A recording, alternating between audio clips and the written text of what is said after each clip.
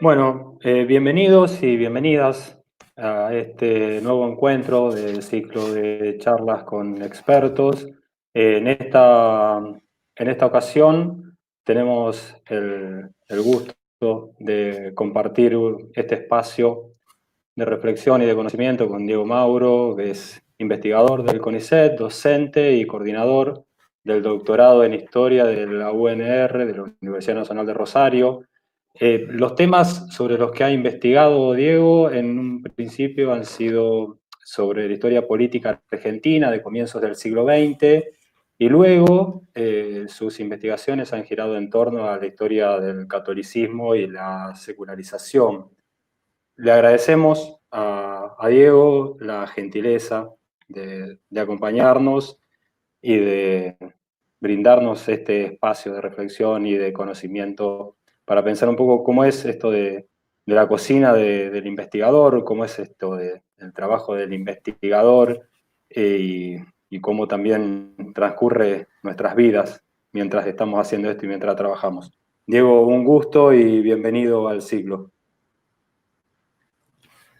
Bueno, muchas gracias por la invitación. A todos ustedes es un gusto poder participar del ciclo. Como charlábamos recién, un poquito antes de que empezara la actividad, un poco la idea que yo tenía era contarles, hacer una especie de recorrido sobre cómo fue mi aproximación a la investigación y cómo fui llegando a los temas que investigo hoy vinculados a la historia transnacional de la Iglesia, a los vínculos entre lo local y lo global en el estudio del catolicismo, en particular en Argentina. Cualquier cosa, si se corta, si no se escucha, porque como habrán notado ahora las preguntas de rigor ante cualquier actividad de estas es, bueno, si se escucha, si no se escucha, etcétera, si se ve, si no se ve. Cualquier problema técnico me avisan o me mandan por chat o me dicen y cortamos, volvemos a arrancar, lo que sea necesario. Bueno, yo me puse a pensar, porque bueno, cuando pensé en cómo construir una especie de itinerario, bueno, me acordaba un poco cómo llegué yo a la historia regional, ¿no? Que es un poco uno de los ejes vertebradores de la actividad, del ciclo de charlas que pensaron. Y me acordaba que la historia regional, cuando yo estudiaba a fines de los 90, en la carrera de historia de Rosario, era como una de las áreas que estaba más en discusión, muy vinculada a lo que en ese momento era el debate sobre la crisis de las grandes teorías que habían alimentado la historia social clásica, ¿no? Cuando digo las grandes teorías, esas llamadas megateorías o teorías omniconceptuales. Que como ustedes saben, la década del 90, en el marco del llamado giro lingüístico, empiezan a ser muy, muy discutidas. Eso yo me acuerdo que había generado como mucho desconcierto en el mundo de los historiadores. Habrán leído los textos de Hayden White, bueno, todo lo que suponía, digamos, poner en discusión el estatuto epistemológico de la historia como una ciencia social. Y en ese marco, bueno, por supuesto estaban quienes defendían las perspectivas de la historia social clásica, quienes defendían, ¿no?, los enfoques vinculados a la historia suponente de los lenguajes políticos, etcétera, vinculadas al giro lingüístico, y quienes proponían como opciones, ¿no?, intermedias o salidas de corte más metodológico. Entre ellas estaba la historia regional. Yo me acuerdo que durante la carrera habíamos leído mucho microhistoria y microanálisis, sobre todo en la vertiente italiana. Entre paréntesis, hace poco visitó el doctorado en Historia de Rosario, en el que yo estoy trabajando ahora, Carlo Ginzburg, que fue como un gusto que nos dimos, y me acordaba mucho de lo que fue cuando leí El queso y los gusanos como estudiante, ¿no? No tanto por no solo la historia, que está muy buena, sino por todo lo que Ginzburg discutía, digamos, de las perspectivas estructuralistas a partir de ese libro, ¿no? Y bueno, ahí en ese marco la historia regional era como una de las salidas posibles, que además implicaba poner en discusión, en el marco de la historiografía argentina, la habitual generalización que se hace del caso de Buenos Aires. Es decir, estudios que están focalizados en lo que efectivamente es un caso, Ciudad de Buenos Aires o a lo sumo provincia, que se generalizan a nivel nacional. De modo que, bueno, yo tampoco es que, como charlaba antes con ustedes, tampoco es que tenía muy claro cuando empecé que quería dedicarme a la investigación. Yo cuando empecé la carrera de historia, mi idea era dedicarme a la enseñanza y me siguió gustando.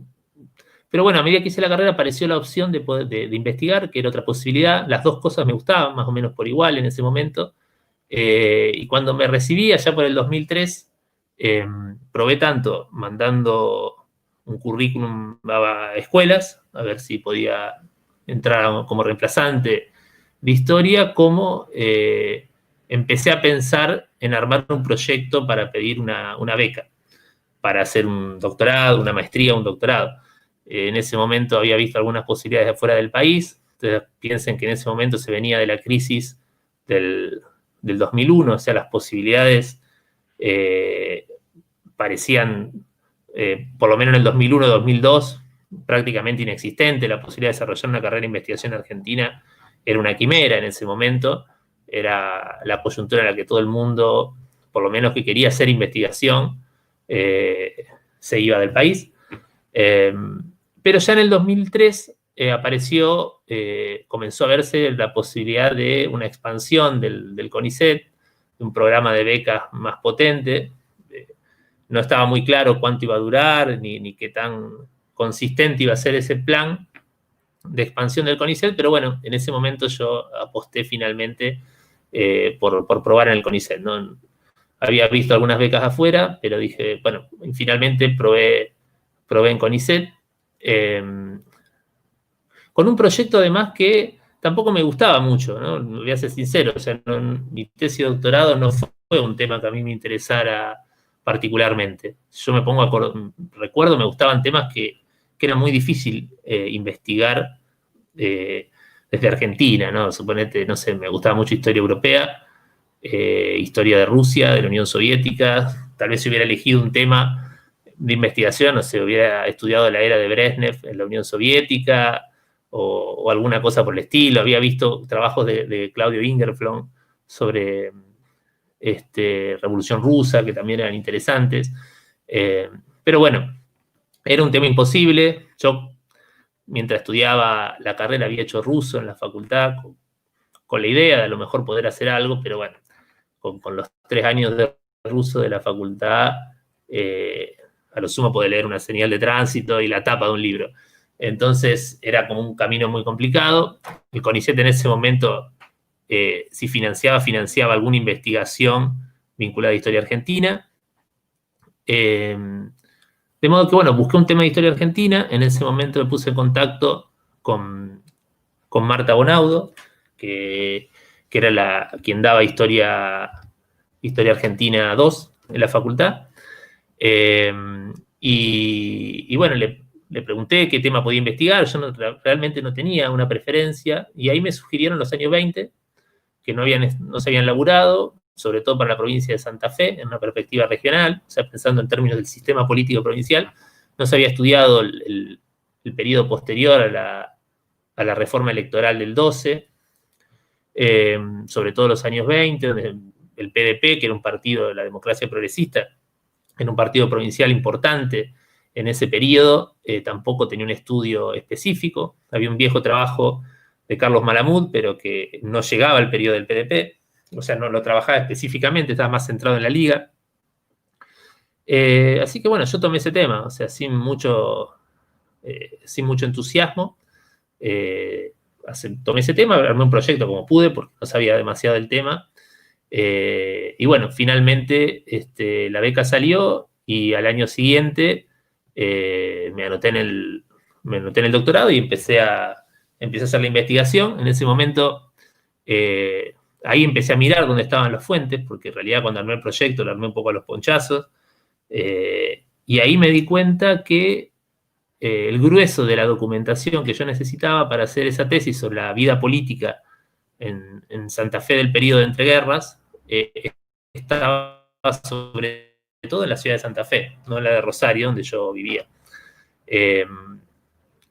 Sobre todo en el Archivo Histórico Provincial, ¿no? Las series del Ministerio de Gobierno, donde estaba toda la documentación de los gobernadores, la correspondencia entre las diferentes secciones del Estado, que era como una fuente fundamental, estaba en Santa Fe.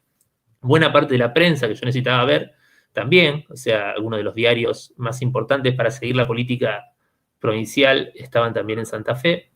Y en ese momento, finalmente, bueno, tras dar un par de vueltas, me decidí por mudarme a Santa Fe un año después, ¿no? Por supuesto, en la decisión influyó mucho que mi compañera, que bueno, todavía es mi compañera, estaba estudiando en ese momento biología en Santa Fe. Entonces, bueno, alquilamos un departamento y me fui a vivir a Santa Fe. Y empecé a tratar de investigar, que no sabía muy bien cómo hacerlo. Leí algo de bibliografía, pero no sabía qué era investigar. O sea, qué tenía que hacer para investigar. O sea, que... Y bueno, me acuerdo que al principio no sabía muy bien qué hacer y no era una sensación agradable, ¿no? Un poco, uno pasa un poco de zozobra y empezar a ir sistemáticamente. Yo me levantaba, me acuerdo, desayunaba y me iba al Archivo Histórico Provincial y me quedaba, trabajaba de 9:30 de la mañana a 1 de la tarde más o menos, que cuando cerraba el archivo, 2:30, 1, y leía sistemáticamente prensa. O sea, agarré los principales diarios, ¿no? De diferentes orientaciones ideológicas y políticas, incluido el diario del Arzobispado de Santa Fe, diario católico, un diario liberal, un diario más vinculado al radicalismo, etc. Y los leí sistemáticamente a partir desde mediados de la década del 10, empecé a leerlos, ¿no? Los titulares, las notas editoriales. Por supuesto, cuando volví a Rosario, también lo hacía con la prensa de Rosario. Y de ese ejercicio más o menos sistemático, bueno, fui aprendiendo varias cosas, ¿no? Primero conociendo mucho del periodo que tenía que estudiar, ¿no? Fui reconstruyendo una cronología de algunos eventos políticos relevantes y también un mapa de las fracciones que componían las diferentes fuerzas políticas, que eran verdaderamente intrincadas, o sea, era un mapa bien complejo. Y por supuesto fui aprendiendo también, que es una cosa no menor, a relacionarse con el mundo de los archivos, ¿no? Un mundo que en ese momento yo creo que eso algo, no digo que mucho, pero algo ha cambiado en los últimos años, pero en ese momento era muy preprofesional, o sea, uno tenía que buscarle la vuelta para que la relación con las personas que trabajaban en el archivo fluyera más o menos armónicamente.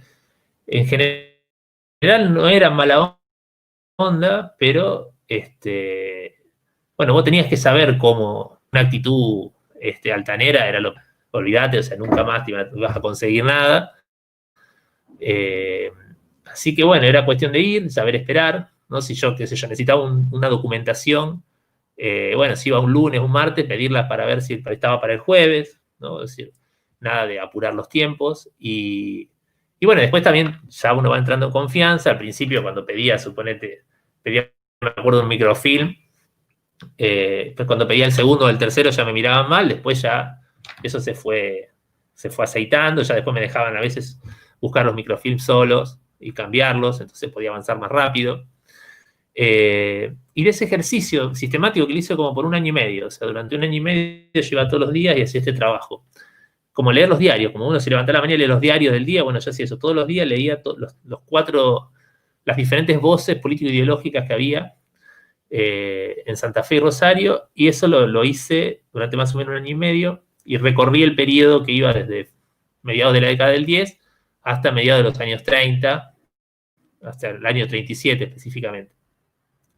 Y de ahí fue surgiendo lo que fue después el tema de la investigación, ¿no? El objeto y el tema, ahí vi que había habido un proyecto de reforma constitucional a principios de los 20,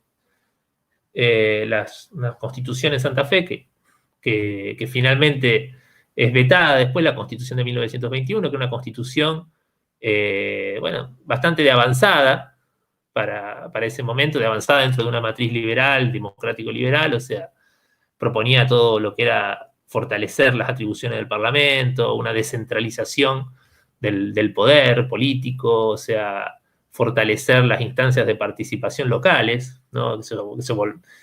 Volver electiva la justicia de paz, o sea, bueno, una serie de medidas orientadas a, digamos, democratizar los resortes del poder y que incluía, entre otras cosas, un intento de separar Iglesia y Estado en la órbita provincial,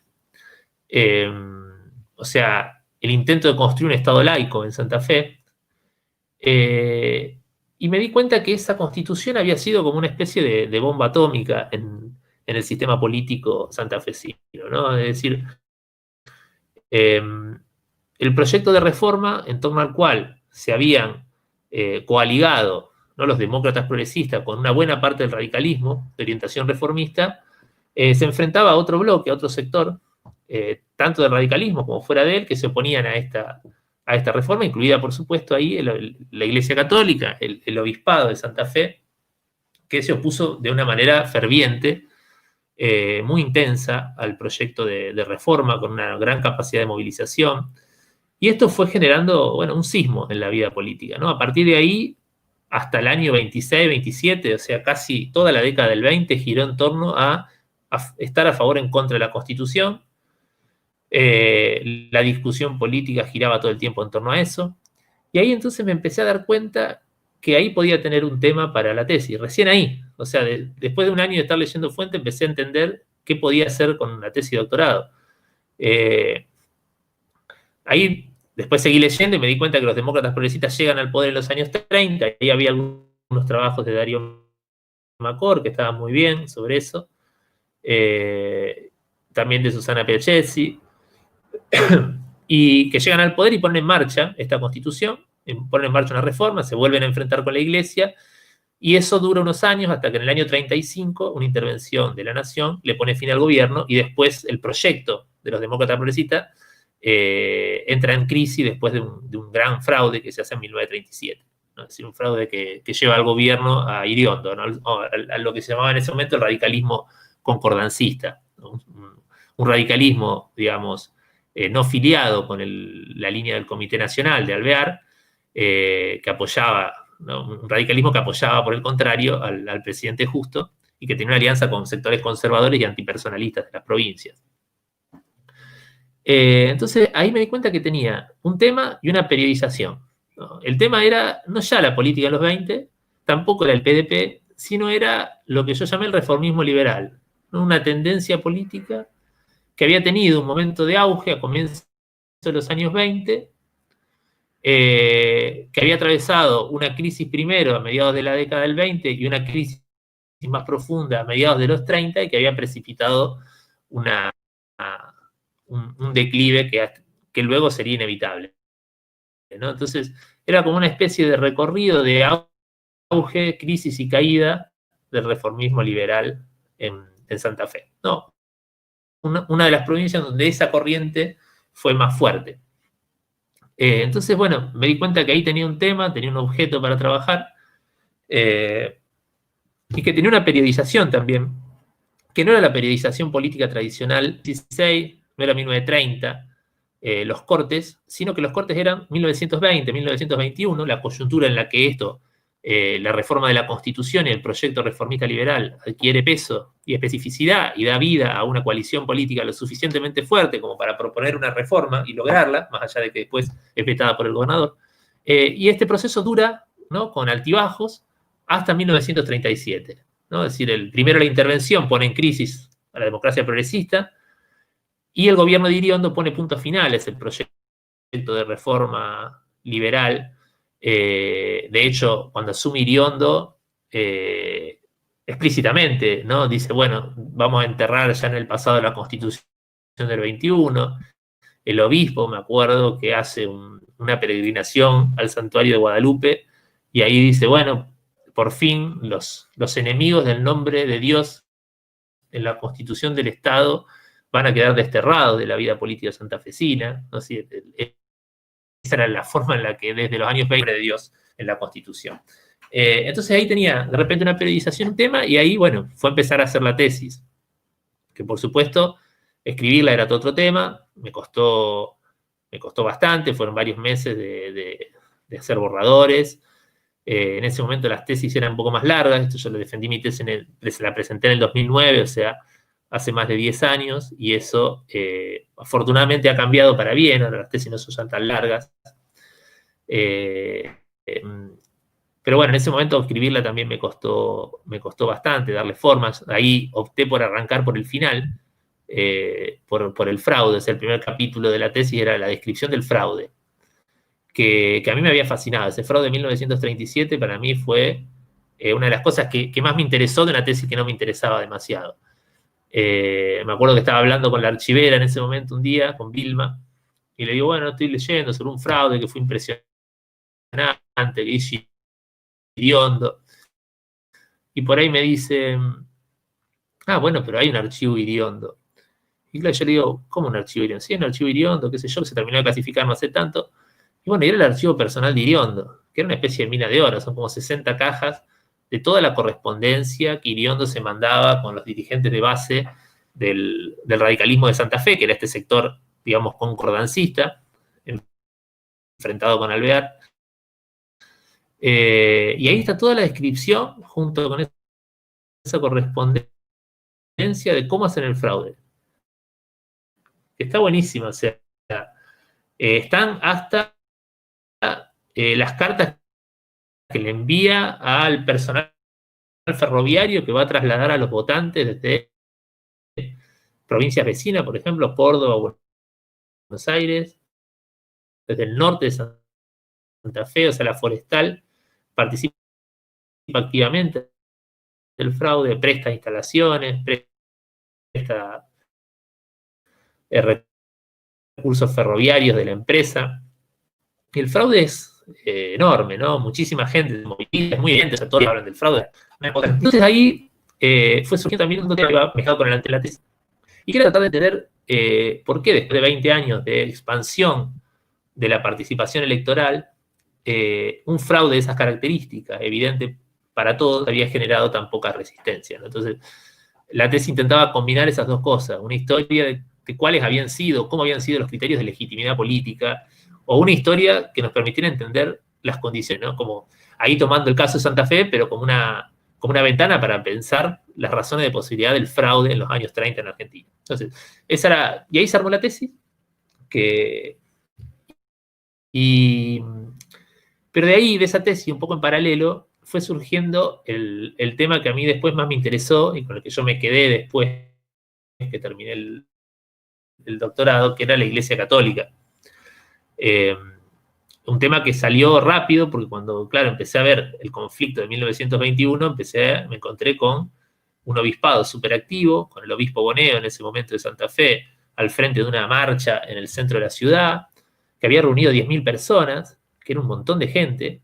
Yo no entendía cómo habían logrado reunir tanta gente. De hecho, quienes defendían la reforma de la Constitución también están sorprendidos de eso, ¿no? Escriben, bueno, sí, fue mucha gente, o sea, fue como un cimbronazo, ¿no? Como una aparición política así muy, muy, muy fuerte.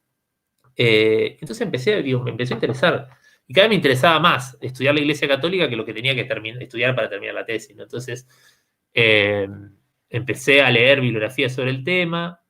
Un día fui al archivo del Arzobispado de Santa Fe a ver material. Quería ver si había periódicos, si había correspondencia al obispo. Quería ver cómo habían organizado eso.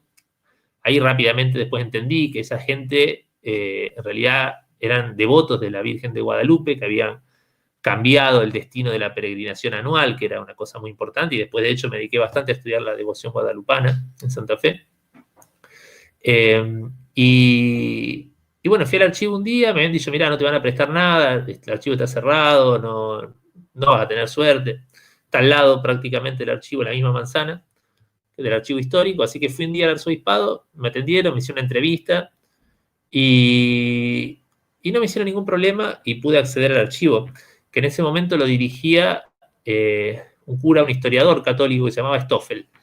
Edgar Stoffel, que sabía una banda de historia del catolicismo, sabía mucho de historia de la iglesia en Santa Fe, o sea, era un interlocutor bien interesante, y que estaba ahí. Después me enteré, al poco tiempo de ir me enteré porque varios me dijeron, que él había sido la mano derecha del obispo Storni, que ya en ese momento había sido apartado por casos de abuso con seminaristas, una serie de denuncias, y aparentemente Stoffel, no sé si había tenido que ver directamente con los hechos, pero sí había encubierto al obispo, ¿no? Entonces, como un poco, bueno, lo habían sacado del centro de la escena, lo habían mandado como un castigo al archivo, porque era un tipo que hacía historia, entonces, bueno, podía estar ahí.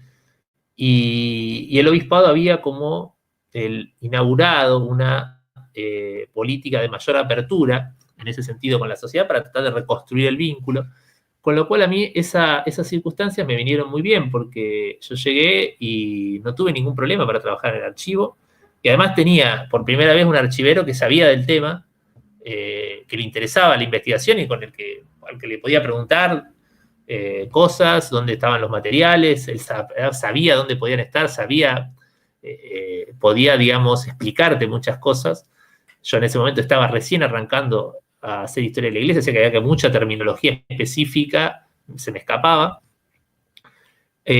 Así que bueno, eso fue también bastante importante en que ese giro hacia el estudio de la iglesia se consolidara, ¿no? La posibilidad de contar con un archivo, con el acceso más o menos cómodo a un archivo. Después yo ya, como iba seguido, ya me dejaban solo en la sala donde estaban los materiales, así que podía mirar con total tranquilidad las cosas. Revisé toda la correspondencia de las parroquias, y ahí pude estudiar un montón de los procesos que después derivaron un pequeño libro sobre historia de la iglesia católica en Santa Fe, que se llama De los templos a las calles, y que trata de reconstruir la expansión de la estructura parroquial, el surgimiento de las organizaciones del laicado del período, y en donde el estudio de la movilización católica, y en particular de la devoción guadalupana, era como un centro, como uno de los ejes principales.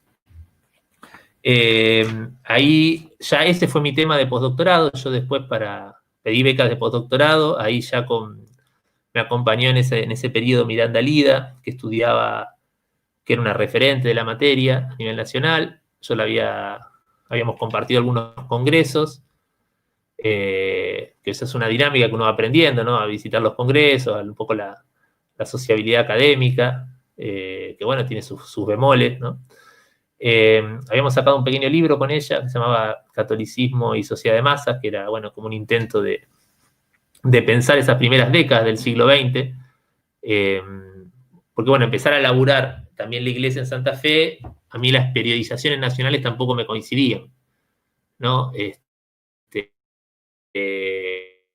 Yo no veía, o sea, el modelo nacional más o menos dominante era el que había instalado el trabajo de Lori Sanata y el de Fortunato Malim, bloques grandes, ¿no? Una Argentina liberal y laica, que había crecido a partir de 1880 y que había entrado en crisis a partir de 1930, ¿no? Donde había surgido una Argentina católica, donde la iglesia había resurgido. En ese modelo no me servía para entender lo que yo veía en Santa Fe, porque no veía esos dos bloques con una ruptura tan tajante. Yo lo que veía era un proceso paulatino, creciente y continuado de crecimiento y de expansión de las estructuras de la Iglesia Católica desde finales del siglo XIX. Yo, digamos, ese momento laico para mí era mucho más débil, mucho más diluido. Los vínculos Iglesia-Estado nunca se habían puesto en tensión realmente, y por el contrario, en parte con recursos del Estado y en parte por la capacidad de la Iglesia de movilizar a sus fieles, el catolicismo se había expandido, se había robustecido de una manera formidable, o sea, en las primeras décadas del siglo XX. O sea, en esas décadas que se suponía, como decía Lori Sanata, que la iglesia estaba en letargo, estaba en crisis, etc., eran las décadas en donde la iglesia católica crece como nunca va a volver a crecer en la historia argentina. O sea, se expande a una velocidad formidable, que es lo que permite entender el rol, el peso, la significación que el catolicismo va a tener a partir de los años 30. ¿No? Pero esa significación, ese peso político, esa gravitación cultural, no tenían que ver con una explosión repentina en 1930, sino con un proceso de expansión progresivo, que mucho tenían que ver el rol de las devociones marianas, ¿no? El caso de Santa Fe Guadalupe. Entonces, yo lo que veía en Santa Fe no me cerraba. ¿no? No me cerraba, y yo dije, bueno, lo que debe pasar es que Santa Fe es un caso excepcional, un caso diferente a lo que ocurre a nivel nacional. Y después trabajando con Miranda, lo que concluimos es que no, que lo que estaba mal era el modelo, ¿no? El modelo general, porque también en otras provincias pasaba lo mismo. No era que en Santa Fe solo las primeras décadas del siglo XX la iglesia había crecido y en otras provincias no. El problema era el modelo nacional que nos invisibilizaba una serie de cosas que pasaban en la iglesia de principios del siglo XX. Entonces, lo que hubo que hacer fue empezar a discutir ese modelo más general. Eso cuando vos tenés tiempos, digamos, ¿no? Tenés que dar informes de beca, terminar, porque bueno, tenés que irlo lidiando, vas haciendo lo que podés, ¿no? Tratando de sobrevivir, digamos. Y bueno, editamos ese libro, yo todavía estaba haciendo mi tesis cuando lo edité, y después sí, durante el postdoctorado empecé a estudiar más específicamente eso, las devociones marianas, organizaciones católicas. Ahí fue importante también, el CONICET tenía un programa de becas, de estancias en el extranjero, y ahí yo hice un par de estancias que me sirvieron un montón, no solo por la posibilidad de trabajar con documentación del Archivo Vaticano y del Instituto Sturzo de Roma, sino porque, bueno, me puso en contacto con otros colegas, sobre todo con un grupo español que trabaja historia de la Iglesia y con el que, bueno, el horizonte de temáticas se fue abriendo hacia la historia de la secularización, hasta la historia de la laicidad y hasta la historia transnacional de la Iglesia Católica, que es un poco lo que estoy ahora, ¿no? Y bueno, y otra de las cosas ahí me parece que rápidamente yo tuve que cambiar, y con esto de a poco voy ya cerrando, así, si hay preguntas, seguimos conversando a partir de ellas. La otra cosa que yo ahí se me apareció fue las dificultades para mantener la perspectiva de historia regional que yo había empleado para mi tesis de doctorado para este otro objeto, ¿no? Para trabajar la Iglesia Católica. Ahí eso ya no funcionaba bien. Yo ya me di cuenta de entrada que si yo trataba de entender lo que pasaba en la Iglesia de Santa Fe, mirando la política de Santa Fe solamente, podía entender una parte pequeña, tampoco me servía solo la política nacional, ¿no? Y ahí uno empezaba a entender que una perspectiva de índole transnacional que buscara conectar lógicas globales con las lógicas locales era como indispensable para poder abordar un objeto como la Iglesia Católica. Y cuando uno dice lógicas globales, no está pensando solamente en Roma, ¿no? Está claro que después del proceso de romanización que vive la Iglesia, Roma es un centro clave. Pero había muchos otros centros y era muy importante también las redes transnacionales, ¿no? Cómo los catolicismos de las diferentes regiones, diócesis, países, etcétera, estaban mirándose mutuamente.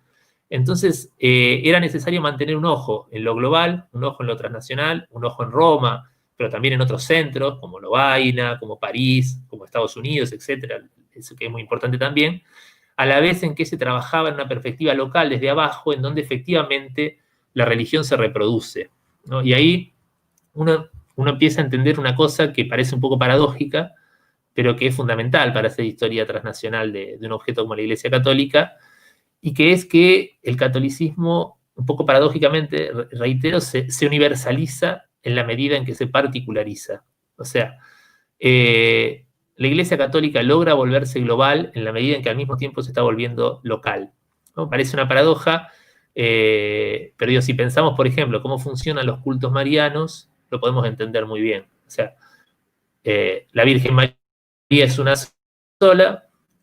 Después del dogma de la Inmaculada Concepción, a mediados del siglo XIX, se definen una serie de cosas de manera general para todo el mundo católico, etcétera, etcétera. Pero esa devoción global y uniforme que impulsa Roma, y que la impulsa en el siglo XIX, en el marco, ¿no? de esa disputa política fuerte en la que está metido el papado, los estados pontificios todavía, que no han desaparecido, van a desaparecer hacia 1870, etcétera, y en donde, digamos, el culto mariano tiene una enorme capacidad de movilización, ¿no? Entonces tiene una relevancia muy, muy importante para la Iglesia contemporánea.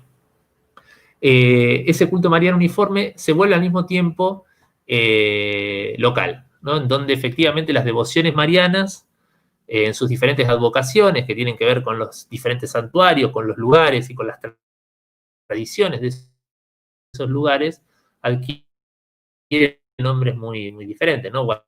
Guadalupe, no solo la guadalupana mexicana, que es muy conocida, pero la Guadalupe de Santa Fe tiene sus especificidades vinculadas a las dinámicas económicas, pedir que no lloviera o que lloviera, que frenara las langostas o las granizadas, es decir, en Guadalupe no se pide lo mismo que se pide en Luján, no se pide lo mismo que se pide en la Virgen del Valle o en Itatí, en Corrientes, ¿no? Entonces, estas devociones son globales, permiten alimentar una identidad católica transnacional, universal en cierto sentido, pero que al mismo tiempo están incardinadas en la cultura local, ¿no? Que al mismo tiempo están engarzadas, imbricadas con dinámicas muy locales, propias de la cultura, la economía, la política de la región. Entonces, esta capacidad, esta flexibilidad del catolicismo para fijar lineamientos, pero para dejar al mismo tiempo que esos lineamientos se reconstruyan y se reinventen desde abajo en cada lugar, es lo que me parece a mí es una de las claves para entender la pervivencia de la Iglesia Católica, ¿no? Una institución que si uno mira a fines del siglo XIX parecía, después de la derrota de los estados pontificios, una institución prácticamente condenada a la extinción. Y todo eso parecía un destino más o menos inevitable. Y sin embargo se reconvirtió, se reconfiguró, se reconstruyó como una iglesia moderna, como una institución global y local al mismo tiempo, y en esa reconstrucción y reinvención de la iglesia me parece que es muy importante esta capacidad, esta flexibilidad de la iglesia para funcionar, fijando normativas, lineamientos, etcétera, pero al mismo tiempo dando la flexibilidad suficiente para que esas normativas y lineamientos se reinventen desde abajo. Es decir, una lógica que, bueno, me parece a mí que es clave, ¿no? Y esto, para poderlo ver, había que trabajar con este juego de escalas distintos, ¿no? Distintos a la escala con la que yo había trabajado para mi tesis doctoral, ¿no? Yo cuando empecé a estudiar la iglesia miraba y me parecía, bueno, una institución verticalista, de arriba para abajo, y cuando uno lo piensa en esos términos, puede entender muy poco de lo que pasa, ¿no? Es decir, el obispo puede proponer 15 cosas, y esas 15 cosas se hacen 2, y se hacen otras 2 que no se sabe quién propone, ¿se entiende? Entonces no funciona como un sistema tan verticalista como puede uno presuponerse desde arriba, desde el punto de vista que además Roma es una monarquía, sino que tiene que ver con unas dinámicas mucho más flexibles, que es lo que permiten efectivamente que desde abajo la religión se reproduzca como un fenómeno social, como un fenómeno cultural. A mí me gusta siempre comparar esto con cómo funcionaba el Partido Comunista de la Unión Soviética, ¿no? Uno de los problemas que tenía la Comintern, la Internacional Comunista, era los modelos tan duros, ¿no? Que bajaban de Moscú, ¿no? Por ejemplo, un modelo de industrialización homogéneo para casi cualquier país. Y las dificultades para que esos modelos se reinventaran desde abajo. Bueno, ese problema, esa flexibilidad, ese problema no lo ha tenido la Iglesia Católica, ¿no? Y el que no lo haya tenido permite entender que una institución tan rígida, en muchos sentidos, haya podido pervivir, readecuarse y mantenerse como un actor global, político e ideológico de peso. Y bueno, en eso estoy ahora. Estamos con unos colegas, estamos armando un curso para tratar de investigar estas cosas. Y bueno, un poco por ahí iba la cuestión. Si tengo más cosas acá anotadas, algunas anécdotas que me acordaba de cuando los primeros congresos que fui, que uno mete la pata, que hace cosas que no tiene que hacer. Pero bueno, no quiero abrumarlos y además la conexión, uno nunca sabe muy bien cómo está funcionando. Así que si quieren, dejamos acá. Y si hay preguntas, comentarios o alguna reflexión, me dicen, como ustedes quieran. No sé qué prefieren, o si quieren, charlamos un rato más. No sé, acá Fernando me pone que estamos bien con el tiempo. Así que, bueno, como ustedes quieran. Si quieren, cortamos y hacemos preguntas, o si quieren, sigo un rato más. A mí se me ocurre una pregunta, escuchándote, Diego, se me ocurrieron varias preguntas, pero una en particular que quizás puede servir para seguir charlando del tema, que la verdad que es súper interesante, sobre todo cómo lo estás planteando, ¿no? Esto de convidarnos un poco del tema de tu investigación, pero también ir desnudando esto de la cocina de la investigación y del proceso. Me quedo pensando en esto de la devoción guadalupana en Santa Fe. ¿Cómo fue ese proceso de investigarla? ¿Con qué documentos trabajaste? Si fueron entrevistas para los que somos de Santa Fe, de Coronda, que estamos muy cercanos, es como un acontecimiento muy fuerte para la religión católica, para los católicos. Es muy fuerte esto de hacer procesiones de cantidades de personas importantes caminando una noche entera, un día entero para poder llegar a Guadalupe, en Santa Fe, que uno lo ve en otros lugares y muchas veces por tenerlo tan naturalizado no nos damos cuenta de que en realidad está, si uno lo pudiera poner en una escala de valores, está al mismo nivel de Itatí en Corrientes o de Luján en Buenos Aires. Sí, bueno, sí, sin duda, Guadalupe fue, e incluso en el periodo en que yo después lo seguí estudiando Guadalupe y de hecho ahora una de las cosas que estoy trabajando en este año es un libro sobre devociones marianas con otros colegas, ¿no? Entonces la idea es reunir en un libro con un espíritu más de divulgación, no con textos cortos, como hacer una historia de las devociones marianas en Argentina. Entonces hay un montón de devociones, son como 15. Una es Guadalupe, ¿no? Y en este periodo, en la primera mitad del siglo XX, Guadalupe es muy fuerte, o sea, es muy importante. Después es cierto que en términos relativos sigue siendo importante, por supuesto, pero hay otras devociones que crecen más, que aparecen después, San Nicolás en los años 80, pero en el periodo este es muy importante Guadalupe. Y sí, a mí me fascinó, o sea, yo cambié de tema de investigación, dejé la historia política más tradicional por el estudio de la Iglesia Católica, en parte por Guadalupe. A mí el fenómeno me pareció súper interesante. O sea, un montón de cosas que yo empecé a ver ahí. A mí me obsesionaba al principio cómo movilizaban tanta gente, o sea, por qué se movía tanta gente a Guadalupe. Y como vos decís, era así. Se salía en la primera mitad del siglo XX, se salía del Colegio de Donatrices por Boulevard Galvez y se iba a... Espera que voy a enchufar, porque me parece que se me desenchufó la compu, pero un cachito.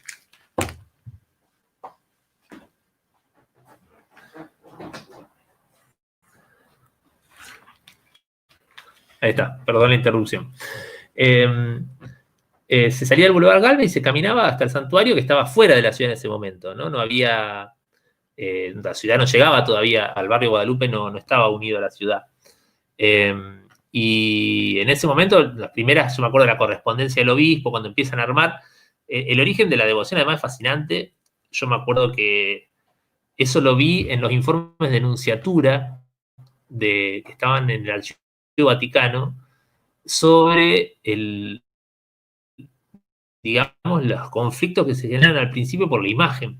Porque la imagen de la Virgen de Guadalupe es una imagen que tenía Antonia Godoy, que era la propietaria del Solar Inmaculada Concepción modificada, no es, si vos te fijás, no es como la guadalupana de México. Y cuando el obispo lo que trata de hacer, siguiendo un poco los lineamientos de Roma, es, bueno, es decir, esta devoción la tiene que pasar a controlar el obispado, ¿no? La transformación de la iglesia, o sea, muchas de las devociones estaban en santuarios privados, que eran de particulares. Entonces la iglesia, en la medida que se moderniza, por eso cuando hablo de iglesia moderna me refiero a estas cosas, va construyendo una burocracia moderna, tiene una dinámica de centralización interna. De hecho, hay un historiador de la iglesia en Argentina, que es Rodolfo Di Stefano, y que él dice que antes del siglo XIX no se puede hablar de iglesia, que no existe una iglesia como una institución moderna como la entendemos hoy, sino que hay corporaciones religiosas que están diluidas en la sociedad. Es la propia secularización la que le permite a la iglesia configurarse como un actor más, ¿no? Es decir, usted piensa que en el siglo XVIII nadie sabe ni quién es el Papa. O sea, ¿no? Esta idea de que hay un centro, que el obispo tiene muy poca injerencia sobre la vida de los fieles, sobre las capillas, las corporaciones religiosas, son todas autónomas. Es decir, un poco a la par que se construye el Estado moderno se va construyendo una iglesia moderna, más centralizada, con capacidad de control, bueno. Y en ese marco el obispo quiere controlar este santuario que mueve un montón de gente ya a fines del siglo XIX. 1.500 personas. Doña Godoy, la dueña del santuario, le vende el santuario a Boneo, se lo compra el obispado, pero le regala la imagen a los dominicos en el centro de la ciudad. Entonces la gente, en vez de ir al santuario que quería armar el obispo, empiezan a ir al centro de la ciudad, a los dominicos. Entonces, bueno, hasta que Boneo va y entra un día por la fuerza a la noche y se lleva la imagen. Porque si no, no iba a lograr que funcionara el santuario que quería armar. Bueno, y a partir de ahí empiezan todas las peripecias para que eso funcione, ¿no? Que eso es muy, muy interesante. Cuando uno lo mira de adentro, empieza a entender que los únicos que creen que la fe mueve montañas son los anticlericales, ¿no? Pero la iglesia tiene perfectamente claro que si bien la fe es muy importante y es un motor, no alcanza, ¿no? Entonces, si vos no tenés camino y es todo un lodazal de barro cuando llueve, por más que la gente tenga ganas de ir a ver a la Virgen y tenga fe, no llega. Entonces, bueno, toda la primera década es lograr rezar para que no llueva cuando es la peregrinación, tratar de conseguir carros para llevar a la gente o para traerla de vuelta, conseguir agua para que la gente no se muera de calor, porque la peregrinación suele ser en abril, que todavía hace calor. Y así de a poco se va construyendo una infraestructura más moderna, se construye un templo nuevo, el templo neogótico que existe hoy, se construye a partir de 1904, se termina en 1910. Bueno, más adelante llega el tranvía, en fin, los medios de transporte se van robusteciendo, se arman comisiones por parroquias para movilizar a la gente, se imprimen imágenes y se difunde la devoción. Después se la corona en 1928, que es un gran evento. Yo eso lo estudié bastante, porque es bien interesante, son como 40.000 personas que van, hay aviones que vuelan sobre el santuario tirando papelitos. O sea, esto es un gran espectáculo y un gran evento en donde la iglesia entiende muy bien cómo articular lo recreativo con lo religioso, con la lógica del espectáculo, con el consumo, ¿no? Por ejemplo, cuando uno revisa cuando uno revisa los libros del santuario, los libros conmemorativos de la devoción, encuentra un montón de publicidad, por ejemplo, ya tempranamente. Entonces, digo, hay digamos, una dinámica, bueno, bien interesante para explorar, que a mí me fascinó. Y bueno, me quedé laburando devociones en ese sentido por bastante tiempo. Después la seguí durante el periodo peronista ahora, que también es súper interesante porque el Santuario Guadalupano es el lugar donde se llora a Eva Perón. No es la CGT el principal lugar, no es el foro de la legislatura en Santa Fe, es el Santuario Guadalupe. Ahí se hacen las principales demostraciones, llega a haber como 70.000 personas en el año 52, en los funerales de Eva Perón. Y bueno, mi idea es seguir laburando en Guadalupe. Para este libro que les comentaba, me faltaría trabajar los años 60 y 70. Y bueno, en términos de fuente, con esto cerrando un poquito lo que me preguntabas, y acá tengo otra pregunta de Juan Cruz. En términos de fuente, trabajé con la correspondencia que está en el arzobispado, trabajé con la reconstrucción de la prensa, que estaba muy buena porque ahí tenías no solo la dinámica de la curia y del boletín eclesiástico y ese tipo de fuentes, que bueno, todo sí maravilloso. En estos otros diarios veías, ¿no?, las diferencias, los matices, ¿no? Entonces el diario liberal que estaba en contra de Guadalupe, porque Guadalupe era un símbolo de la lucha contra la Constitución de 1921, bueno, siempre tira abajo los números, qué sé yo, pero aún así, en estos diarios que buscaban tirar abajo los números, se veía la magnitud de ese fenómeno, ¿no? La capacidad de movilización, ¿no?, que esto tenía, y cómo la iglesia las jerarquías eclesiásticas van aprendiendo a usar esta capacidad de movilización, fusionarse en el sistema político, ¿no? Eso es una dinámica que sobre todo en los años 30 manejan muy bien, ¿no? Partidos políticos que gobiernan sin votos porque hay fraude, y donde la iglesia negocia bien toda esa capacidad de movilización. Es decir, bueno, Si vos querés ir sacarte una foto conmigo, está bien, pero después negociamos, discutimos cuestiones de educación, por ejemplo. Entonces, bueno, hacer cosas que se van viendo como la devoción, bien interesantes.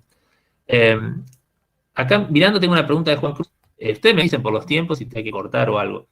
Él me pregunta acá por el concepto de umbral de laicidad, que es, si puedo explicar algo de eso, que sí, lo trato de hacer. Que es un concepto que, como bien acá me escribe Juan Cruz, es un concepto de un historiador francés que se llama Jean Bouguereau, que tiene un libro sobre la historia. Muy brevemente, él habla de dos umbrales, sobre todo Roberto Di Stefano, que aplicó este concepto para pensar una periodización para Argentina, y otros colegas también hablan de dos umbrales de laicidad. Un primer umbral vinculado a la propia revolución, la Revolución de Mayo, o sea, comienzos del siglo XIX, y lo que ocurre en ese primer umbral es que se desarma lo que ellos llaman el régimen de cristiandad. Es decir, ese sería como el primer umbral de laicidad o primer umbral de secularización. Después podríamos afinar los conceptos. ¿Qué quiere decir que se desarma ese régimen de cristiandad? Bueno, que pasan dos cosas fundamentales. La primera es que el ciudadano y el fiel ya no coinciden más. ¿No? Es decir, en la monarquía previa, el súbdito es al mismo tiempo un fiel católico, ¿no? Ahí después católico. Con la revolución, tendencialmente no es que ocurran los hechos, pero nos sigue siendo mayor católico en construcción y no ser católico. O sea, ciudadanía y religión se separan. Una cosa que pasa es que también el delito y el pecado se disocian, ¿no? En un régimen de cristiandad, los delitos coinciden con la ley moral de la religión católica. Es decir, por eso, suponete, si vos pensás en un estado confesional católico, bueno, podría sancionar, suponete, una ley de divorcio, una ley del aborto, de la interrupción voluntaria del embarazo, no las podés sancionar porque sería constitucionalmente imposible por la propia conformación del Estado. Es el proceso de secularización y ese primer umbral de laicidad a principios del siglo XIX la que permite que esas leyes puedan sancionarse, ¿no? Entonces, porque ciudadano y fiel católico no coinciden, y delito y pecado ya no coinciden en esa comunidad. Después, hacia fines del siglo XIX, habría un segundo umbral, que es cuando empiezan a discutirse otras cosas, ¿no? Las atribuciones del Estado, ¿no? Por ejemplo, en el registro civil, en la propia ley de matrimonio civil, y lo que tiene que ver con la educación, que es uno de los terrenos más conflictivos, ¿no? En todo este periodo que yo he estudiado, la educación es uno de los campos de batalla en donde liberales y católicos se enfrentan con mucha belicosidad, ¿no? Y ahí la discusión es, bueno, qué hacer con la educación, ¿no? Ese segundo umbral incluiría ya no solo estas cosas que yo le decía antes, sino también, digamos, un piso de funciones para el Estado central, que en algunos casos incluye una educación laica y en otros casos no. En el caso argentino, si bien la ley 1420, bueno, sería toda una discusión, ¿no? Ese tema, ¿no? Si bien la ley 1420 establece una educación laica para Buenos Aires y los territorios nacionales, la mayoría de las provincias mantiene la enseñanza religiosa, entre ellas Santa Fe o Córdoba, a lo largo de todo el periodo, y la aplicación de esa ley también es relativa, o sea, habría que pensarlo un poco, pero bueno, en términos de laicidad uno puede hablar que la ley 1420 supone sí un cambio de umbral, ¿no? Esa es la idea. La idea de umbral es que puede ser un poco engañoso, y después Bouguereau lo ha explicado en otros trabajos, ¿no? O sea, no es que no es reversible un umbral, ¿no? Es decir, la historia, por ejemplo, o sea, el umbral se supone que llegaste a un punto en donde es difícil volver atrás. Esa es la idea de umbral, porque si no, no sería un umbral, si no sería un cambio más, ¿no? Cambios ahí todo el tiempo. Bueno, un umbral es cuando es un cambio que ya tiene un peso y una inercia como para ser difícil de cambiar. Ahora, eso no quiere decir que no se pueda cambiar. Por ejemplo, la historia española mostraría un poco el caso ese, ¿no? Después de la República viene el franquismo, donde directamente se construye un Estado confesional, y ese Estado confesional tiene vigencia hasta la década del 70, o sea que, digo, los umbrales de laicidad que se habían construido con todos sus matices y demás durante el siglo XIX y las primeras décadas del XX, ¿no? En cierta medida sufren un retroceso fuerte con la derrota en la Guerra Civil Española. Bueno, un poco por ahí va la idea de umbrales. Acá Astor también dice que tiene una pregunta que no me la formuló. Sí, Pero, Diego, se cortó. Interrogante me dicen. Diego, ¿ahí me escuchás? Sí, te escucho. No, comentarte esto. Primero me quedé con mucha curiosidad de cuáles eran esas metidas de pata en los congresos que tiraste ahí. Bueno, me quedé con ganas de escucharlas. Y segundo, yo ahora en mi tesis doctoral estoy estudiando el proceso de legalización de los juegos de azar en Santa Fe. Y relacionado a lo que venías hablando recién, el juego también fue uno de los campos de batalla donde se debatió mucho la iglesia con distintos actores comerciales y políticos. La provincia de Santa Fe fue una de las últimas, no sé si la última en el país en legalizar la instalación de casinos en 2001 recién.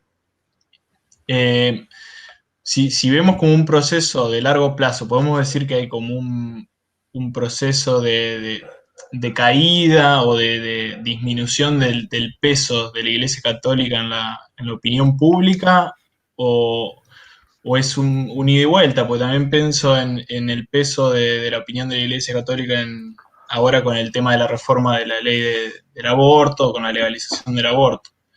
¿Cómo podemos ver alguna tendencia en eso? Bueno, eso. Mirá, sí, bueno, empiezo por la parte más seria, te contesto primero la segunda pregunta y después te cuento alguna anécdota. Por ejemplo, la encuesta de creencias religiosas del CONICET es una buena entrada para pensar cómo se ha transformado el campo religioso en la Argentina. Lo que está claro es que sí es cierto que las instituciones religiosas tradicionales, entre ellas la Iglesia Católica, han sufrido una retracción relativa, ¿no? Que cuando uno dice relativa es relativa, sigue siendo, digamos, la institución religiosa más importante de la Argentina, pero es cierto que no tiene el peso ya que tenía en otros periodos. Eso también se refleja en una cierta pérdida de autoridad relativa y no necesariamente estar en contra de la ley de interrupción voluntaria del embarazo. De hecho, las encuestas que hace el CONICET muestran eso. O sea, hay un 70% de católicos, suponete, pero no hay un 70% de gente en contra de la interrupción voluntaria del embarazo, ¿no? Entonces, si bien la iglesia nunca tuvo control sobre sus fieles, ¿no? Nunca hay una disciplina total, pero sí es cierto que uno ve, digamos, creyentes, ¿no? Que construyen su fe de una manera mucho más individual, en cierto sentido, ¿no? Es decir, combinando creencias de diferentes credos, se pueden considerar católicos, pero al mismo tiempo participar de actividades evangélicas o viceversa, por ejemplo. Entonces, en ese sentido, la iglesia hoy tiene en términos sociales un lugar de menor peso que tenía en las primeras décadas del siglo XX, porque además su modelo de expansión fue entrando en crisis, se fue esclerosando, por decirlo de alguna manera, ¿no? Es decir, el dinamismo que le vemos hoy a los evangélicos, ¿no? Que tienen la capacidad de armarte un templo en cada manzana de los barrios populares de la ciudad, que generan pastores muy velozmente, ¿no? Una serie de dinámicas de crecimiento y de expansión que la Iglesia Católica no tiene, ¿no? En algún punto, salvándolas hoy en la Argentina, es parecido al evangelismo que tenía la Iglesia Católica en las décadas del principio del siglo XX, donde estaba haciendo esto que hoy estaban haciendo los evangélicos, ¿no? Entonces, ¿por qué lo hacen los evangélicos y la Iglesia no? Bueno, tiene muchas explicaciones, ¿no? Por un lado, la propia dinámica institucional, no los procesos. Elegir una ermita católica puede llevarte 3 años de burocracia vaticana, por ejemplo. Bueno, en ese 3 años un pastor evangélico te armó en un garage 4 templos. Entonces la católica no ha logrado ayornar a la velocidad de los tiempos actuales. Y después hay otras explicaciones que pueden ser de índole más teológica, si vos querés, en donde hay un dinamismo del evangelismo muy vinculado también a una recuperación de lo religioso propiamente dicho, ¿no? Es decir, hay una presencia mucho más permanente del milagro. El milagro no es una cosa totalmente excepcional, sino que el milagro forma parte de la vida, de la religiosidad evangélica, ¿no? Jesús está ahí, está presente, los evangélicos, los milagros ocurren, la sanación ocurre. En el catolicismo todo eso está mucho más mediado por procesos de racionalización y de burocratización que evidentemente no están funcionando bien para responder a la necesidad de los fieles. A mí siempre me gusta contar una anécdota de un cura que me decía, una vez que yo charlaba le contaba que investigaba la iglesia, que yo me decía, bueno, viene una mujer a mi parroquia que ve a la Virgen en el techo, yo le digo, hay una mancha de humedad, que tiene que llamar al tipo que impermeabilice, que una mancha de humedad. Entonces, esa profunda secularización que la propia Iglesia Católica tiene en su propio personal religioso para mirar la religión, es una de las explicaciones posibles de por qué efectivamente es más fácil encontrar religión en estos términos, ¿no? Bien específicos en el mundo evangélico que en el mundo católico, ¿no? Algunas de las cosas que se pueden decir sobre eso. Cerrando el paréntesis, eso no quiere decir que la Iglesia Católica no siga teniendo un peso muy importante, ¿no? Es decir, pero si incluso vemos la discusión sobre la IBE del año pasado y demás, la Iglesia Católica no le fue tan fácil movilizar. Los evangélicos fueron mucho más dinámicos en ese sentido.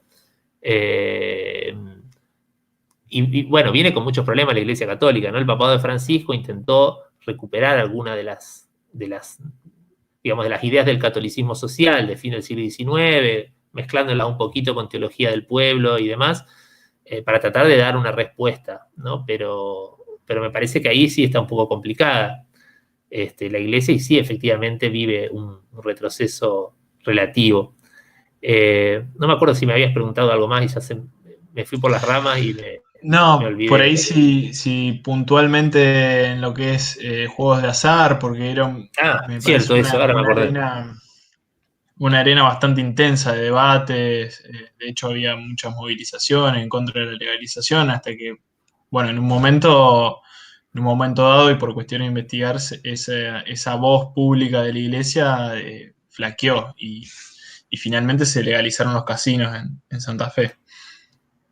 Sí, ahora me acordé de eso, sí. Mirá, el tema del juego clandestino, por supuesto que la iglesia lo combate mucho, pero cuando vos lees las crónicas, que es lo que yo les contaba antes, ¿no? La iglesia tiene una enorme capacidad para producir normativas que generan una identidad colectiva, pero que no se cumplen. Y que está bien que no se cumplan, y de hecho están hechas para no cumplirse. Porque para eso está el sacramento del perdón. O sea, entonces hay una dinámica del catolicismo que cuando uno la mira muy de afuera, a mí me pasaba al principio, yo no la entendía, yo decía, bueno, pero tanto tiempo diciendo que no se puede hacer nada, ¿cómo hace esta gente? Bueno, es que lo hacen igual, eso no importa. Entonces, cuando vos ves Guadalupe, el juego es un elemento fundamental de Guadalupe. Las apuestas con dinero a la taba, en el santuario, en los alrededores del santuario, es la actividad que más se hace, las apuestas a las carreras de caballos. Al principio del siglo XX, en Guadalupe la gente va un rato, va a la misa y después se va a la Laguna Setúbal, hace su fuego, están las carreras de caballo, los juegos, es decir, hay toda una fiesta popular alrededor que la iglesia dice, bueno, esto está mal, pero no va a hacer nada, no va a hacer nada que impida movilizar a la gente. Eso se entiende bien cuando uno analiza las invitaciones. Cuando hay una invitación a Guadalupe en los años 30, nunca dice, venga a Guadalupe porque usted es católico y lo importante es la homilía del obispo. Venga a Guadalupe porque la va a pasar bien, porque ahora este año estamos terminando las nuevas carpas donde va a poder comprar, qué sé yo, dulces, pasteles, cosas que se ofrecen. Es decir, hay toda una dimensión lúdica, recreativa, incluso una incipiente industria del turismo que juega mucho ahí. Volviendo a lo del juego, porque perdón, me voy por las ramas, la Iglesia, si bien se opone sistemáticamente, por lo menos en el periodo que yo conozco, yo lo más reciente, no lo combate abiertamente, por el contrario, el juego es una de las cosas que indirectamente dejan que ocurra, porque permite que los fieles católicos se movilicen. Sí es un tema bien interesante desde el punto de vista de los actores políticos, que eso yo sí lo había visto en la tesis de doctorado. Yo eso no lo comenté acá porque, bueno, son como muchas cosas, pero sí que el juego es bien importante para financiar la actividad política en el periodo que yo estudio. Con un colega de Tucumán que se llama Leandro Lichmacher, hicimos un pequeño libro sobre eso. Por ejemplo, la mayoría de los comités radicales del periodo tienen un garito de juego. Y eso no lo sabe porque los demócratas progresistas quieren poner sus propios garitos de juego y los radicales se los cierran, porque claro, los radicales tienen el Estado. Entonces le mandan a la policía y le cierran el garito. Y entonces el PDP en un momento, no me acuerdo cuál era el diputado, dice en la Cámara, y bueno, dice, pero ¿cómo financio yo mi comité? Si ustedes no cierran los garitos, y bueno, no sé, le dicen los radicales. Pero nadie pone en duda de que los garitos de juego son uno de los instrumentos fundamentales de financiamiento de estructuras políticas que además ustedes piensan que en muy poco tiempo cambian mucho. De repente hay 30, 40 comités en una ciudad y hay que sostenerlo, ¿no? Y las cuotas de afiliación son ínfimas, ¿no? Para sostener una estructura de esa característica. Entonces, la articulación por eso también se sancionan leyes, pero nunca son muy claras, porque hay como un gris legal que es intencional también, ¿no? Para que se le pueda aplicar la ley al opositor, pero no al que circunstancialmente está en el gobierno, y viceversa, ¿no? Porque esto es algo que atraviesa a todas las fuerzas políticas. Y lo hacen también con otras actividades. El juego es la más importante, pero también la prostitución es un circuito, digamos, más vinculado a los comisarios, pero en donde algunos, digamos, de los caudillos políticos locales participan. Y también otras actividades más insólitas como la clarividencia, por ejemplo, ¿no? Es decir, la gente que adivina y todo eso también aporta para el partido, ¿no? Para obtener protección policial. Eso es una dinámica que la primera mitad del siglo XX yo la vi mucho, no la seguí estudiando, pero sería una linda beta para profundizar. Gracias. Acá tengo otras preguntas que me hizo una Bernardo Carrizo, sobre el vínculo entre radicalismo e Iglesia Católica en los años 20, ¿no? Dice cómo pensar esa iglesia como una interlocutora de los radicales. Y efectivamente coincido con lo que dice Bernardo en cuanto que, bueno, en las elecciones de la primera mitad de los años 20, la iglesia milita al candidato radical. O sea, la gobernación de Aldao, que asume en 1924, los párrocos bendicen las boletas de... Hay una circular que manda el obispo a las parroquias para que los párrocos le digan a los católicos que no voten al PDP, porque no haya confusión. Dice, pues si no puede haber confusión, si ustedes dicen no, hay que votar a los que defienden la Iglesia Católica, la gente puede no saber cuál es, porque se puede confundir. O si dicen no votemos a los enemigos del nombre de Dios en la Constitución, también puede ser ambiguo. Digan a quién hay que votar porque si no podemos perder. Y esto lo hacen así, explícitamente, y cuando gana Aldao y pierde el PDP en 1924, el obispo va a Guadalupe y le agradece. Le agradece que a la Virgen haya detenido a los impíos como detuvo las aguas que invadían la ciudad de Santa Fe en 1905. O sea, así no hay mucha ambigüedad, lo dice con todas las letras. Así que el vínculo entre el sector del radicalismo y la Iglesia Católica es muy fuerte, y en los 30 el vínculo entre Iriondo, el sector iriondista del radicalismo concordancista, también es muy estrecho con la Iglesia.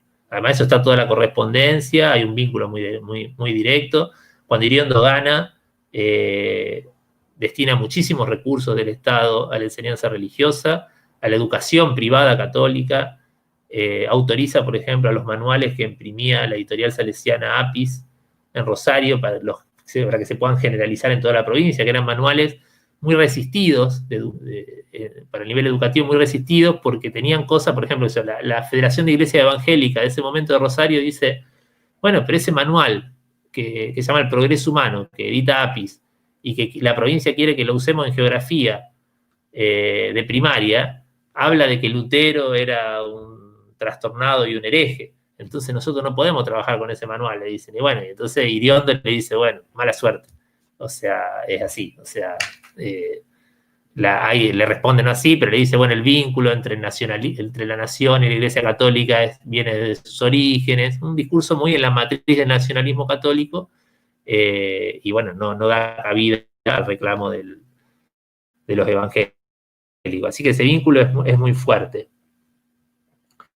Después tengo un comentario de Paula que me dice que es de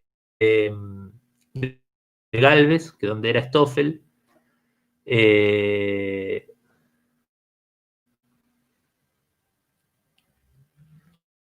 Sí, Stoffel, o sea, yo sé que fue una persona muy controvertida en Santa Fe, y que estuvo vinculada a cosas seguramente muy complicadas. O sea, él ya murió. Yo lo conocí bastante porque ir al archivo, interactuaba mucho con él, y a mí sus causas judiciales y esas cosas para mí eran impedimentos. O sea, yo estoy de acuerdo con la construcción de un Estado laico, me parece que eso es una deuda que tiene Argentina, me parece que la Iglesia, que muchos católicos han hecho cosas muy horribles, pero yo no digo, con Stoffel no tenía ningún problema personal, por el contrario, era un tipo que sabía un montón, yo aprendí un montón de él, un montón de cosas de recopilación de fuentes, para el periodo previo sobre todo, no tanto que me interesaba a mí, sino para el siglo XIX, pero era un tipo muy serio que sabíamos discutir un poco, yo, qué sé yo, me considero mierda, qué sé yo, tengo una formación marxista en muchas cosas, porque el marxismo como un paradigma teórico para mí muy importante. Entonces era como que a él le gustaba también discutir esas cosas, ¿no? Le parecía interesante que alguien que viniera de la Facultad de Humanidades, que para él era un antro de marxista, le interesara entender la religión. Entonces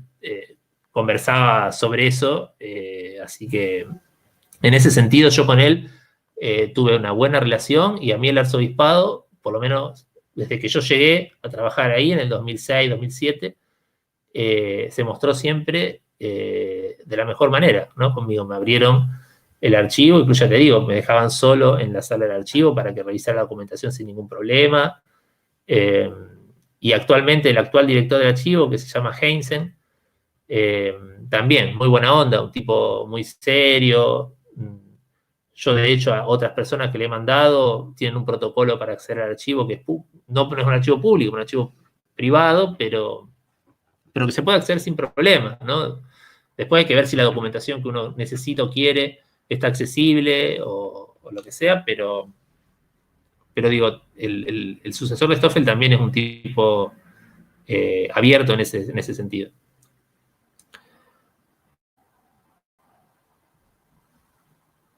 Bueno, no, acá no tengo más preguntas. Diego, a mí me queda una preguntita más y voy a abusar de tu generosidad, pero me interesa cuando vos planteás que, bueno, había un modelo planteado por Loris Sanatas, entre otros, que planteaba estos dos bloques bien marcados, ¿sí? De una Argentina liberal y una Argentina católica relacionada con la Iglesia luego del 30, y que a ustedes no les servía para pensar la investigación, y a vos no te servía para enmarcar lo que estabas viendo en Santa Fe. ¿Cómo es ese proceso de romper con un modelo teórico, con algo que nos marca la temporalidad desde nuestra investigación? Uno generalmente termina haciendo el camino inverso, ¿no? Termina forzando su tema para que entre en ese marco que uno lo toma como un mandato. ¿Cómo es ese camino inverso en la investigación, eso de romper esos marcos temporales tan fuertes? Sí, bueno, en el texto ese que yo les pasé, que es una especie de crónica de algunos aspectos de cómo fue a hacer la tesis, que me la habían pedido para un dossier de Polis, que la idea era un poco reflexionar sobre eso, algo cuento, ¿no? Yo cuando empecé a laburar, cuando empecé a tratar de entender qué pasaba con la Iglesia, empecé a leer las cosas como principales que había, ¿no? Que era Fortunato Malimachi, los trabajos clásicos, que ya venían de fines de los 80, le había hecho una tesis con Émile Poulain en Francia, que era un especialista, y que tenía este mismo modelo, ¿no? La idea de una iglesia defensiva a fines del siglo XIX, asediada por la secularización, que en algún momento del siglo XX pasaba a la ofensiva, ¿no? En un momento de resurgimiento, renacimiento católico. Entonces este modelo que Poulá había aplicado para Francia, Marimachi lo trae a la Argentina, lo aplica para la Argentina, y Sanata se sube sobre ese modelo y le da más contenido histórico, ¿no? Porque Marimachi es sociólogo, entonces es más modélico, y Sanata era más historiador. Lo hace un poco después Sanata, en los años 90. Estos, entre paréntesis, son los trabajos serios de Sanata. Lo de Sanata ahora realmente es muy lamentable, por lo menos esa es mi opinión personal. Sus intervenciones en los medios masivos de comunicación son muy lamentables. O sea, pero bueno, esta investigación de él es seria, es un buen trabajo, eso fue su tesis doctoral. Y más allá de estas críticas que yo le hago, sigue siendo un buen trabajo. Claro, ese modelo a mí no me servía y yo quería que me sirviera, porque cuando yo empecé a ver esto dije, bueno, en Santa Fe pasa más o menos lo mismo, y estaba como tranquilo, ¿no? El problema es que después seguí viendo cosas y decía, cada vez te cierra menos, ¿viste? No me cerraba la periodización, porque yo veía muchos católicos en la calle antes de los años 30, muchos.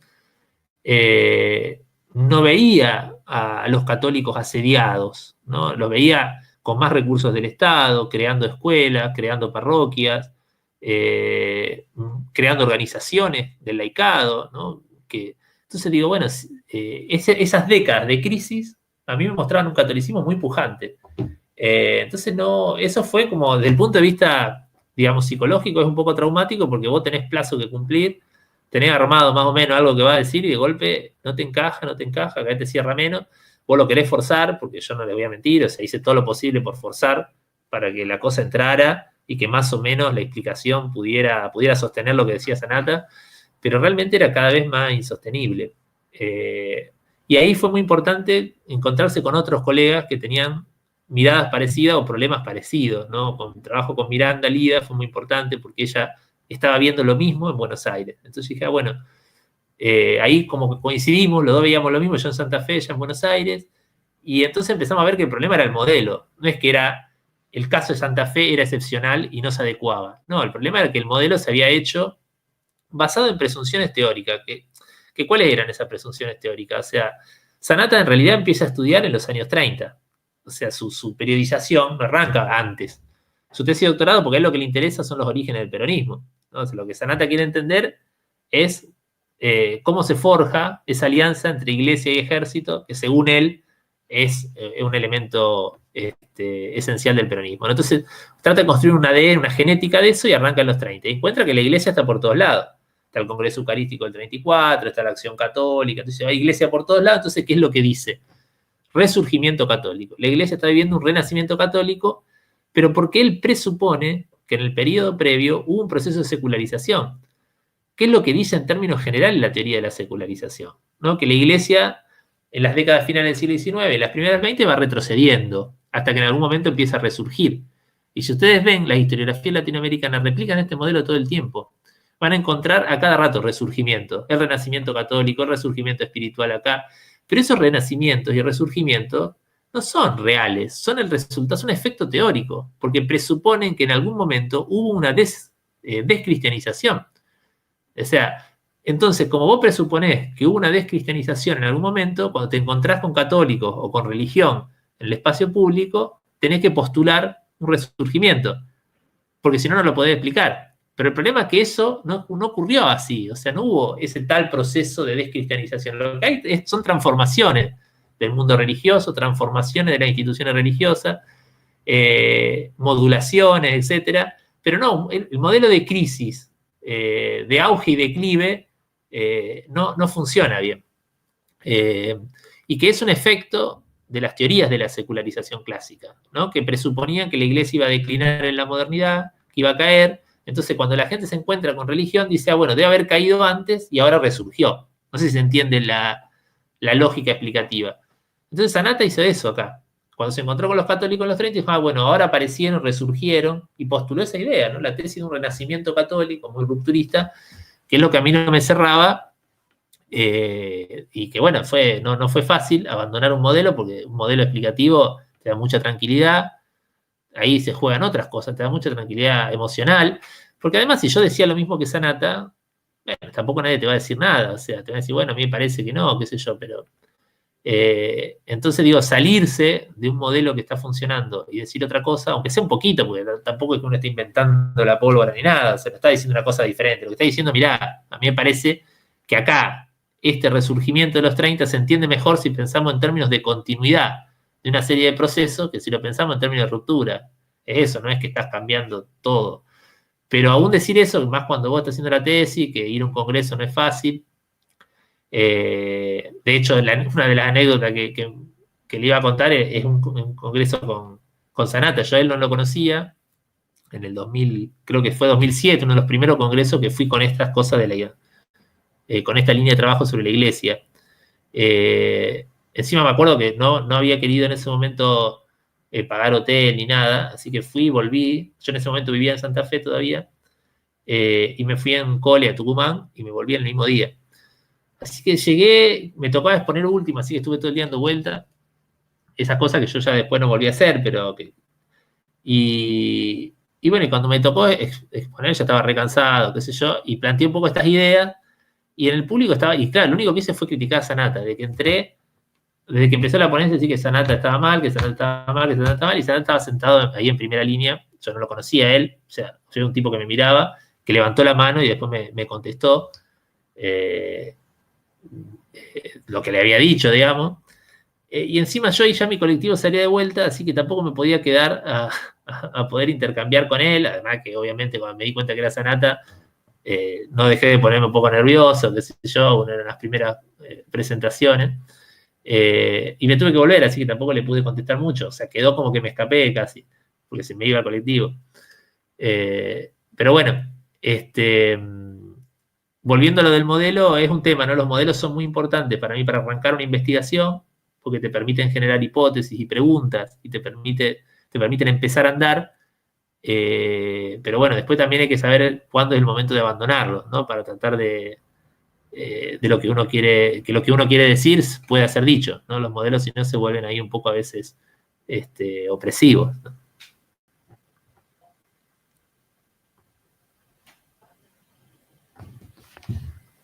Bueno, Diego, muchísimas gracias, realmente.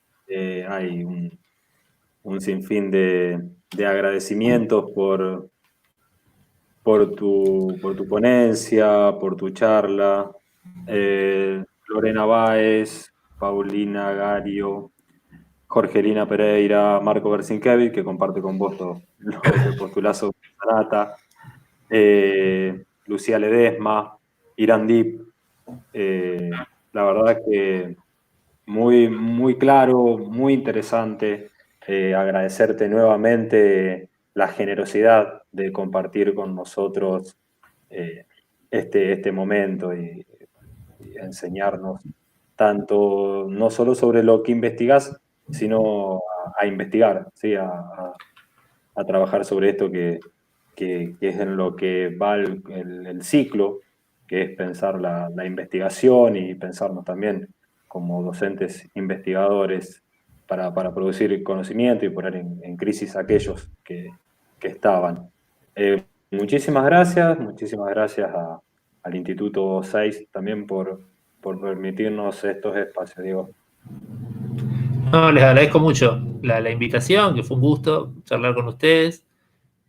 Bueno, especialmente a Juan Cruz, que me escribió varios mails por el tema, y bueno, y a los que se quedaron escuchando y que hicieron un montón de preguntas, así que bueno, fue un gusto. Espero que les haya servido, me alegro mucho.